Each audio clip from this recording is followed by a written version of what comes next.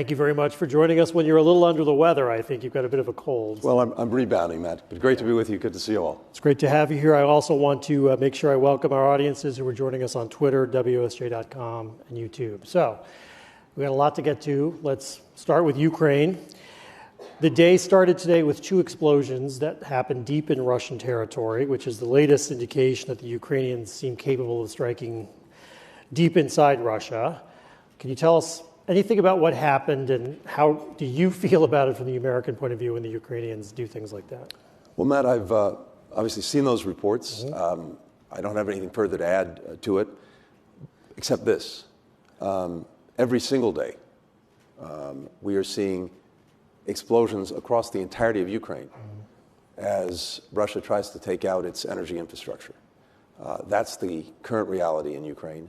That's what's happening, as I said, quite literally every day. And I do want to talk about that, but I want to stick to this point for 1 minute. We reported today that the U.S. has modified the HIMARS a bit to prevent some long-range firing. Clearly, there's a U.S. concern of escalation. You're trying to manage, work with the Ukrainians, but how concerned in general are you, even as this situation plays out? We'll talk about Ukraine in a second, about the escalation risk at this point. Our focus is on continuing to do what we've been doing, which is to make sure that Ukraine has in its hands what it needs to defend itself, what it needs to push back against the Russian aggression, to take back territory that's been seized from it since February 24th, to make sure as well that it has the support economically and on a humanitarian basis to withstand what's happening to the country every single day. That's our focus. And let's talk about the Ukrainian objective for right now. I think a few months ago, if I remember right, I heard you and Jake Sullivan were talking at that point that part of what needed to happen for the Ukrainians was to get as much land as possible before the winter arrived, to try to maximize their position on the battlefield. Winter's now here. The Ukrainians obviously have made great gains. From here on out, what's the Ukrainian objective ultimately in terms of territory? Is it really realistic to think about the Ukrainians pushing back in Crimea? Where are they right now? First most important thing is this. As the President said consistently, for us the number one principle is nothing about Ukraine without Ukraine. And that means that fundamentally, Ukrainians are making the decisions about where they want to go, when they want to get there, how they want to do it. But with our support and the support of dozens of countries around the world. To flip the question for a second, let's look at what Russia's been trying to do, because that will also tell you where Ukraine's trying to go. First, Russia tried to, in effect, erase Ukraine's identity as an independent country, to subsume it back into Russia. That was Putin's self-described number one objective. That's failed, and it won't succeed. Then they engaged in a land grab to get as much as they could in eastern and southern Ukraine. That, too, is now failing, as we've seen the Ukrainians since the summer push back in an increasingly effective way. So the current objective is to take the war to the Ukrainian people. Putin is directing his ire and his fire at Ukrainian civilians, trying to take out the energy infrastructure, to turn off the heat, the water, the lights, especially as Ukraine heads into winter. So the primary challenge now for Ukraine is to resist that, and of course to continue what they're doing, which is to get back the land that's been seized from them. And I do want to talk about the Russians, but just to push on this point a bit, you know, the support in America, I think, has been strong. I think the administration is happy with the strength of that support. The alliance is held together well, as we'll discuss. But when you indicate the Ukrainians can, you know, they're really the ones to set the agenda, does that suggest open-ended U.S. commitment for Ukraine no matter where they want to go, even if that means going to Ukraine? Can we afford and support to do that? Or realistically, is there some limit here? And do the Ukrainians know that? Fundamentally, they have to make these decisions, and they have to make sure that they're making informed decisions based on what their capacity is, what it can be to achieve their objectives. But it's fundamentally up to the Ukrainians. We're committed to supporting them, not just us. And up to the end of wherever they want to take it. Look, I just came back from NATO meetings in Romania, and on the margins of that, G7 meetings, the President, of course, has had many, and I can tell you that the commitment to Ukraine, to helping Ukraine defend itself, to helping Ukraine deal with the Russian aggression, to helping Ukraine get back territory that was seized from it, to supporting it on a humanitarian basis, to support it economically, That commitment is strong, it's robust, and it's Europe, and it's countries well beyond Europe, too. Okay. Let's talk about Russia now. And to be clear, I think in the weekend you even described their actions as barbaric in terms of their targeting of civilians and civilian infrastructure. Is that the core Russian strategy now? Did they fail on the battlefield, and now the core Russian approach is to go at civilian areas in hopes of eroding the war? Do you expect them to make a strong presence on the battlefield again at some point, or is this a fundamental shift in their strategy? Keep in mind, the battlefield is still there. Understood. And it's still acute. Yeah. But in a sense, what they've tried to do is extend it to the entire country and focus on civilians, not just the Ukrainian military. So we have these front lines in eastern and southern Ukraine. There hasn't been a tremendous amount of movement since the very significant recapture of Kherson by the Ukrainian forces. So yes, the strategy is to try to take it to the Ukrainian civilians and, in effect, to get them to cry uncle. It's not going to work. Now, having said that, there's tremendous suffering that's going along with that.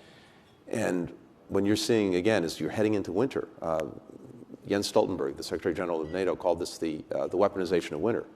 That's the effort made by the Russians now. But there's something else happening. Just as we've been working in a very effective and coordinated fashion with dozens of countries to make sure that we were getting the Ukrainians the defensive equipment that they need, the weapons that they need to defend themselves, we're doing the same thing on the energy side of the equation. Working in a coordinated way through the G7, in coordination with the European Union, in coordination with the World Bank, EBRD, and others, to try to make sure that they have the resources as necessary to repair and to replace the components of their electric grid that are being destroyed by the Russians. In real time, as fast as you can. In real time, yes, as fast as we can. How do you assess the Russian military right now? There's some rumors of another, maybe even a bigger mobilization coming in January. How strong or weak are they at this moment? Look, I think others can opine on that with greater expertise than I can, Lloyd Austin, Mark Milley, and others. But I think what we've seen is this.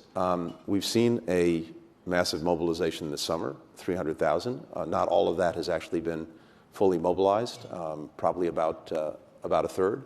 But what happens? You get forces that are barely trained, poorly equipped, not winterized, who are thrown into this mix. And it's terrible, but they're also not, generally speaking, particularly effective units. Even as they've mobilized, or in the midst of mobilizing 300,000 people, there's another side of the story. Since February 24th, well over 1 million Russians have left their country. Some to escape potential mobilizations, others because this is not generally what they want to live with. That is terrible for Russia and for its future. These tend to be among the most educated and contributing members of society, particularly to their economy. They're gone. That's going to have a devastating impact on Russia going forward. And that raises a question that I know you've been asked 100 times. I think I might have even asked you this once or twice, which is, but we're now almost a year in, so maybe the answer has changed. Is there still any off-ramp for the Russians? Is there any even whisper of negotiations or any kind of discussion that could lead to negotiations right now that could, somehow resolve the situation for the moment? Is there anything that you see out there? Well, in a sense, there's always an off-ramp, and it's very simple. President Putin started this war. He could end it tomorrow. Yeah, but realistically, though, he's in a situation where that's not, it doesn't seem to be a realistic option in his mind. President Zelensky has said, we've said, others have said that at some point this will end, and it will end almost certainly with diplomacy, with a negotiation. But what I think we have to see is a just and durable peace, not a phony peace. And by that I mean this. If Russia doesn't succeed in its current gambit of trying to, in effect, get the Ukrainian people to throw up their hands, and again, they won't succeed. I think the resilience of Ukrainians has been extraordinary, and fundamentally the reason that they won't succeed is the Ukrainians are fighting for their land, for their country, for their future. The Russians are not. And that's the biggest difference maker of all, with some significant help. But one of the things that you can imagine is the Russians trying to find an off-ramp that would be a phony off-ramp, by which I mean, let's have a ceasefire, let's just freeze things in place. Get a frozen conflict, never negotiate about the territory that they have seized and continue to hold, Rest, refit, regroup, reattack.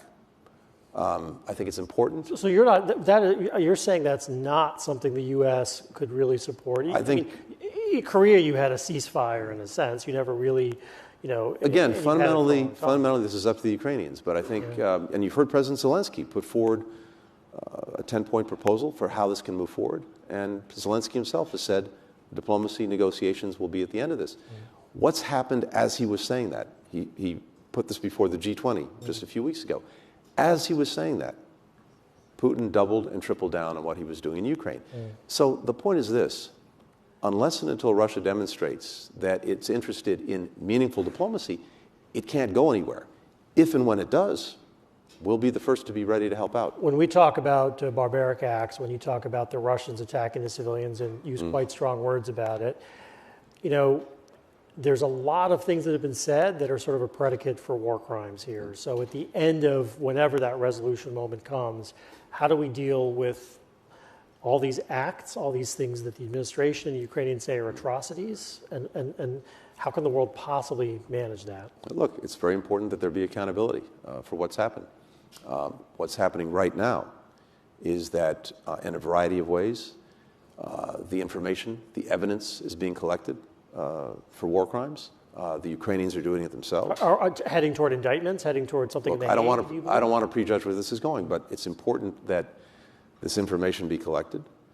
It's important that Ukraine be able to, as necessary, prosecute these things. But we're also supporting the efforts of the International Criminal Court to collect evidence and information. There's been discussion of some kind of independent court or tribunal being established. I think all of that's on the table. And at some point, it's going to be very important. If it's on the table, that sounds like it also could be part of negotiations potentially. Look, I don't want to prejudge it, but all I can say is this. Accountability for what's happened is very important. Okay. We do talk to the Russians, I know, on and off. And I just want to quickly ask before I go on, there continue to be persistent rumors about Brittany Griner coming home, some deal. Can you give us any update on negotiations on that situation? Matt, what I can say is this. As I think is well known, we put a significant proposal on the table some months ago now. And since then, we've had other conversations, other engagements, and we are constantly looking at how we can bring Americans who, in one way or another, are being arbitrarily detained, whether it's in Russia or anywhere else, to get them home. That's one of my number one responsibilities. In Russia, Brittany Griner, you've got Paul Whelan, but again, this is happening in countries around the world, and it is a constant effort on the part of the State Department, on the part of the government, to find ways to bring them home. So we've been engaged with them. Other than that, I don't think it's useful for me to get into the details. Let's talk about another side effect of the war, which is our relations with the Europeans. You spent the day with the Europeans, I think. President Macron was here last week. The mood music was very, very positive, but he and others in Europe do seem rather concerned about not just their own energy situation, but about the Inflation Reduction Act, the idea that it's going to suck a lot of resources away from Europe. The president has suggested he's open to modifying how we apply that to address the concerns, but he didn't give any details. Can you elaborate on what the administration might do here? Well, first thing to say is this. On just about all of the issues that matter most, we've just been talking about Russia and Ukraine. We may probably have a word or two about China at some point. But across the board, what I've seen over the past couple of years is a growing and ever deeper convergence between the United States and Europe, including the European Union, on these issues. And one of the things that we established to help build that convergence is this Trade and Technology Council, met for the third time today. And Gina Raimondo, Catherine Tai, our colleagues from the European Commission, Commissioner Vestager and Bronkis, we met and we continue to build that convergence. And what did you hear from them? What did they say? What we heard from them, two things. First, I think there's a recognition that the Inflation Reduction Act represents the single biggest commitment to dealing effectively with climate change than we've ever seen. And that actually advances a shared objective because both the United States and the European Union want to move in that direction. And we need to have the resources to do it. the IRA does exactly that.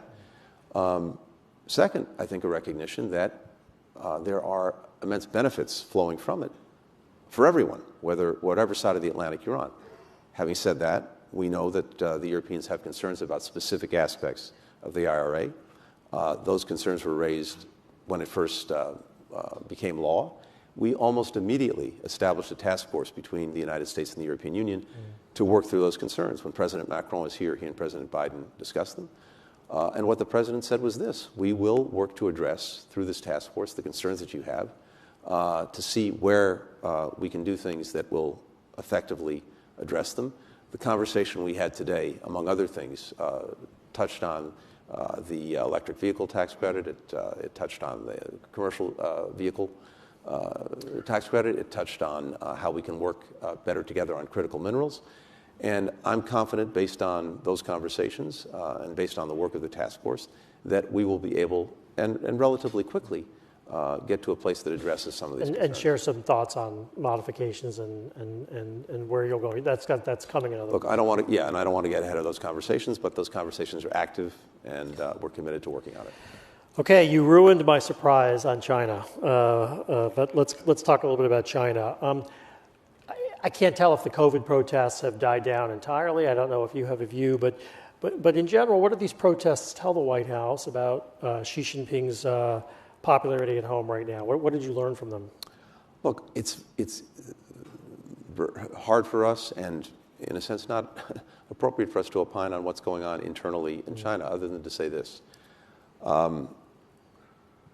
Whether it's China, whether it's Iran, whether it's anywhere else, we stand strongly for the proposition that people should be allowed to voice their opinions, to protest peacefully, to make known their views, and that governments should not take action. Well, and it's interesting because in both those cases, it's hard to tell, but it does seem that the governments have responded in some ways to both of those. There are indications of that, but I think it is a little bit too soon to tell. It appears that China's relaxed some of its COVID protocols.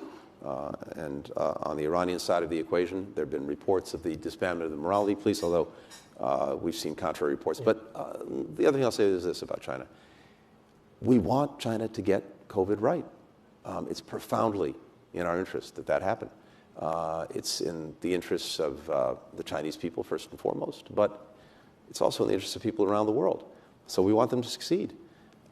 We've seen the dramatic impact that the slowing of China's economy as a result in part of the shutdown for COVID is having, not just in China, but around the world. That's in no one's interest. So our hope is that they find a way to move forward in a way that addresses the challenge. We're about a month out, I think, from when the president and Xi Jinping met in Bali. You're heading to China, I think, early next month as a kind of a follow-up trip. The meeting seemed in some ways just aimed at putting a floor under relations right now. Have you seen any change, any shift, any development since that meeting? Any progress in the relationship, do you think, overall? What are you seeing? Look, this is a process, but it's very important for us, as you say, Matt, to have a floor under the relationship, to make sure that we have lines of communication that are active across different levels of the government, to make sure that we're being very clear with each other about what we're doing and why we're doing it. And it's not just important to us, it's important to countries around the world. One of the things that I hear again and again as I'm traveling around is an expectation from countries around the world that China and the United States responsibly manage this relationship. We're determined to do that. We're determined to stand up very clearly and strongly for our own interests and values. There's no surprise. At the same time, it's important to us to see if we can find ways to cooperate on issues that affect both of our countries, but also affect countries around the world, whether it's climate, whether it's global health, whether it's macroeconomics. We'll see if we can do that. But the most important thing is to make sure that we're responsibly managing the relationship. We're in an intense competition. We don't want it to veer into conflict. Well, the biggest risk there is probably Taiwan. So let's get a couple quick questions, and we can turn to questions from the audience in a second. But is it a good idea for a Republican Speaker of the House to go to Taiwan after Speaker Pelosi went a few months ago? Look, what's happening here and what's happening with Taiwan, at least in my judgment and our judgment, is this. We would like to see the status quo preserved. And by status quo, I mean this. for decades, the United States and China have actually responsibly managed the challenge of Taiwan. And we've managed it through the One China policy, the 3 communiques, the 6 assurances, the Taiwan Relations Act. And at the heart of that is an understanding that the differences between Taiwan and Beijing are going to be resolved peacefully, and that we have a strong stake in security and stability across the Taiwan Strait. Well, you say peacefully, but you also have said recently, I believe, that you think the Chinese have moved up their timetable for Taiwan. It seems to me that several secretaries of state have said to me pretty directly, one way or another, they think the Chinese are determined to re-merge with Taiwan or merge with Taiwan, either peacefully or unpeacefully, that is the goal. Do we fundamentally believe in the United States that come hell or high water, that's what they want to do here? I think what we've seen in recent years is China moving away from an understanding that the status quo is what needs to be preserved, and to exert increasing pressure on Taiwan to move things in the direction that China wants to take. Can you move the Chinese back on that, do you think, from these? Well, look, one of the things that's important is this, as I'm going around the world and talking to many other countries, this stake in peace and stability across the Taiwan Strait, it's not just a profound interest that we have, it's a profound interest of virtually every country around the world. Why? 50% of the container traffic in the world goes through the Strait every single day. If you're looking, of course, at microchips and semiconductors, a vast majority of those chips are produced right now in Taiwan. If there were to be a crisis, which is, of course, the very thing that we want to avert, the impact on countries around the world, the impact on the world economy could be devastating. So I think what China's hearing from other countries, not just us, is that there shouldn't be and you think they're getting that message? There should not be unilateral steps to change the status quo. So you think that they are getting that message? Well, certainly I'm hearing this from other countries, and I suspect that China is too. And sorry, but to come back to it, is it a good idea for a Republican Speaker of the House to go to Taiwan then now? Look, Congress is an independent, co-equal branch of government. Okay. Fair enough. I do want to take a question, but we mentioned Iran. I still have to get to a couple quick things. I have to ask very quickly. You mentioned the protests. Realistically, is the nuclear deal on life support at this point? I mean, I think technically it's open, but I don't think anything is happening. The Iranians are talking about enriching more uranium. When do you call it? Well, 2 things. First, taking a step back. When the nuclear deal was enforced, the so-called JCPOA, it succeeded in its objective, which was putting Iran's nuclear program in a box. And it's very unfortunate that we pulled out of that deal, which has allowed Iran to use it as an excuse to get back out of the box. When the deal was in force, Iran was making good on its commitments. That's not just me saying it. It's independent international experts. In fact, it's the State Department under the previous administration. When the deal was in force, Iran's breakout time, that is the time it would be required for it to produce enough fissile material for one nuclear weapon, had been pushed beyond 1 year. Now it's a matter of weeks. So in and of itself, that's a very unfortunate development. Having said that, I think the world's focus right now is very much on the protests that are going on in Iran ever since the killing of Mahsa Amini. And what do they tell you about the stability of the government right now? Well, I think what they tell us is this. They tell us that the Iranian people want to be able to speak up and speak out about the issues that they care about.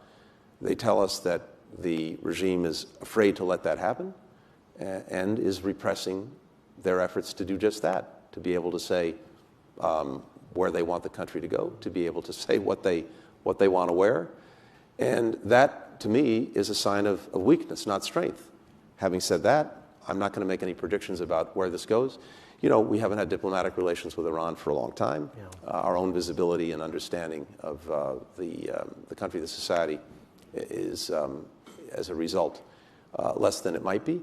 But fundamentally, this is about the Iranian people. It's not about us. One of the big mistakes that the regime makes is when it sees protests is saying, whether it believes it or not, that they're being instigated by the United States, by some outside power. That's a profound misunderstanding of their own people and their own country. So the question now is to what extent the regime responds to the needs, the aspirations, the desires of their own people. Okay, Secretary Blinken, everybody, I'm afraid we're out of time with that, but I had felt like we had to get there, so I really appreciate your candor in being here. Thank you very much. I want to thank our audiences on Twitter and WSJ.com. Thanks, man. Thank you all. Thanks. Thank you. Thanks. We've got just about everything. So thank you.